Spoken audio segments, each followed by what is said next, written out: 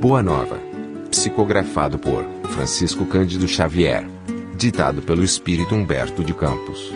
Ano da primeira publicação, 1941. 25. A última ceia. Reunidos os discípulos em companhia de Jesus, no primeiro dia das festas da Páscoa, como de outras vezes, o mestre partiu o pão com a costumeira ternura. Seu olhar, contudo, embora sem trair a serenidade de todos os momentos, apresentava um misterioso fulgor, como se sua alma, naquele instante, vibrasse ainda mais com os altos planos do invisível.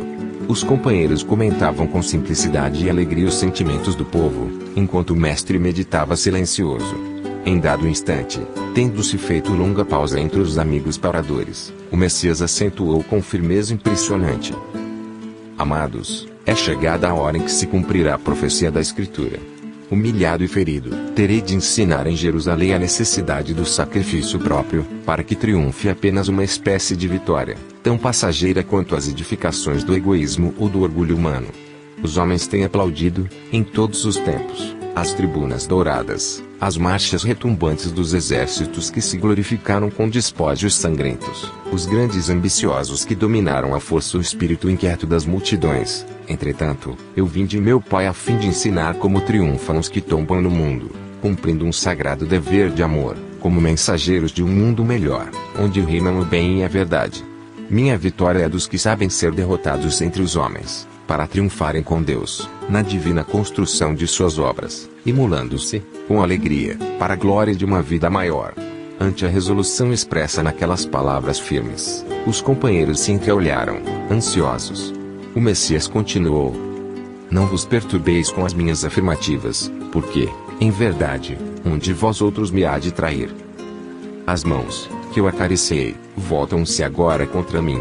Todavia, minha alma está pronta para a execução dos desígnios de meu Pai. A pequena assembleia fez-se lívida. Com exceção de Judas, que entabulara negociações particulares com os doutores do templo, faltando apenas o ato do beijo, a fim de consumar-se a sua defecção, ninguém poderia contar com as palavras amargas do Messias. Penosa sensação de mal-estar se estabelecera entre todos. O filho de Iscariote fazia o possível por dissimular as suas angustiosas impressões. Guardados companheiros se dirigiam ao Cristo com perguntas angustiadas. Quem será o traidor? Disse Felipe, com estranho fulgor nos olhos. Serei eu, exclamou André, ingenuamente. Mas, afinal, objetou Tiago, filho de Alfeu, em voz alta. Onde está Deus que não conjura semelhante perigo? Jesus, que se mantivera em silêncio ante as primeiras interrogações, ergueu o olhar para o filho de Cleofas e advertiu: Tiago, faze calar a voz de tua pouca confiança na sabedoria que nos rege os destinos. Uma das maiores virtudes do discípulo do Evangelho é de estar sempre pronto ao chamado da providência divina.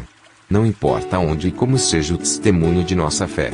O essencial é revelarmos a nossa união com Deus, em todas as circunstâncias. É indispensável não esquecer a nossa condição de servos de Deus, para bem lhe atendermos ao chamado, nas horas de tranquilidade ou de sofrimento. A esse tempo, havendo-se o Messias calado de novo, João interveio, perguntando: Senhor, compreendo a vossa exortação e rogo ao Pai necessária fortaleza de ânimo, mas, por que motivo será justamente um dos vossos discípulos o traidor de vossa causa? Já nos ensinastes que, para se eliminarem do mundo os escândalos, outros escândalos se tornam necessários. Contudo, ainda não pude atinar com a razão de um possível traidor, em nosso próprio colégio de edificação e de amizade. Jesus pousou no interlocutor os olhos serenos e acentuou: Em verdade, cumpre-me afirmar que não me será possível dizer-vos tudo agora. Entretanto, mais tarde, enviarei o Consolador, que vos esclarecerá em meu nome, como agora vos falo em nome de meu Pai. E, detendo-se um pouco a refletir, continuou para o discípulo em particular: Ouve, João. Os desígnios de Deus, se são insondáveis, também são invariavelmente justos e sábios. O escândalo desabrochará em nosso próprio círculo bem-amado, mas servirá de lição a todos aqueles que vierem depois de nossos passos, no divino serviço do Evangelho. Eles compreenderão que para atingirem a porta estreita da renúncia redentora é onde encontrar, muitas vezes, o abandono, a ingratidão e o desentendimento dos seres mais queridos. Isso revelará a necessidade de cada qual firmar-se no seu caminho para Deus, por mais espinhoso e sombrio que lhe seja. O apóstolo impressionara-se vivamente com as derradeiras palavras do Mestre, e passou a meditar sobre os seus ensinos. As sensações de estranheza perduravam em toda a assembleia. Jesus, então, levantou-se e, oferecendo a cada companheiro um pedaço de pão, exclamou: "Tornai e comei. Este é o meu corpo." Em seguida, servindo a todos de uma pequena bilha de vinho, acrescentou: "Bebei. Porque este é o meu sangue, dentro do Novo Testamento, a confirmar as verdades de Deus." Os discípulos lhe acolheram a suave recomendação, naturalmente surpreendidos, e Simão Pedro, sem dissimular a sua incompreensão do símbolo, interrogou: "Mestre, que vem a ser isso?" "Amados," disse Jesus, com emoção, "está muito próximo o nosso último instante de trabalho em conjunto e quero reiterar-vos as minhas recomendações de amor, feitas desde o primeiro dia do apostolado. Este pão significa o do banquete do Evangelho, este vinho é o sinal do espírito renovador dos meus ensinamentos. Constituirão o símbolo de nossa comunhão perene, do sagrado idealismo do amor, com que operaremos no mundo até o último dia. Todos os que partilharem conosco, através do tempo, desse pão eterno e desse vinho sagrado da alma, terão o espírito fecundado pela luz gloriosa do reino de Deus que representa o objetivo santo dos nossos destinos.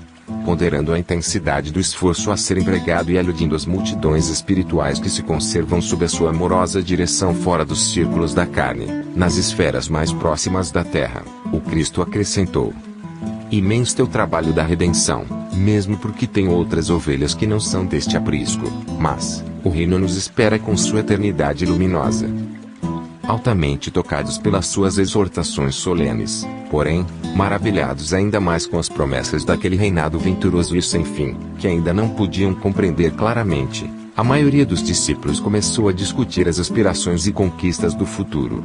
Enquanto Jesus se entretinha com João, em observações afetuosas, os filhos de Alfeu examinavam com Tiago as possíveis realizações dos tempos vindouros, antecipando opiniões sobre qual dos companheiros poderia ser o maior de todos, quando chegasse o reino com as suas inauditas grandiosidades. Felipe afirmava a Simão Pedro que, depois do triunfo, todos deveriam entrar em Nazaré para revelar aos doutores e aos ricos da cidade a sua superioridade espiritual. Levi dirigia-se a Tomé e lhe fazia sentir que, verificada a vitória, se lhes constituía uma obrigação a marcha para o templo ilustre, onde exigiriam seus poderes supremos. Tadeu esclarecia que o seu intento era dominar os mais fortes e impenitentes do mundo, para que aceitassem, de qualquer modo, a lição de Jesus.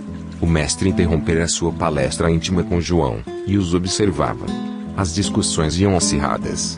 As palavras maior de todos soavam insistentemente aos seus ouvidos. Parecia que os componentes do Sagrado Colégio estavam na véspera da divisão de uma conquista material, e como os triunfadores do mundo, cada qual desejava a maior parte da presa. Com exceção de Judas, que se fechava num silêncio sombrio, quase todos discutiam com veemência. Sentindo-lhes incompreensão, o mestre pareceu contemplá-los com entristecida piedade. Nesse instante, os apóstolos observaram que lhe se erguia, com espanto de todos, despiu a túnica singela e cingiu-se com uma toalha em torno dos rins, à moda dos escravos mais íntimos, a serviço dos seus senhores. E, como se fossem dispensáveis as palavras naquela hora decisiva de exemplificação, tomou de um vaso de água perfumada e, ajoelhando-se, começou a lavar os pés dos discípulos. Ante o protesto geral em face daquele ato de suprema humildade, Jesus repetiu o seu imorredouro ensinamento: Vós me chamais mestre e senhor e dizeis bem, porque eu sou. Se eu, senhor e mestre, vos lavo os pés, deveis igualmente lavar os pés uns dos outros no caminho da vida, porque no reino do bem e da verdade o maior será sempre aquele que se fez sinceramente o menor de todos.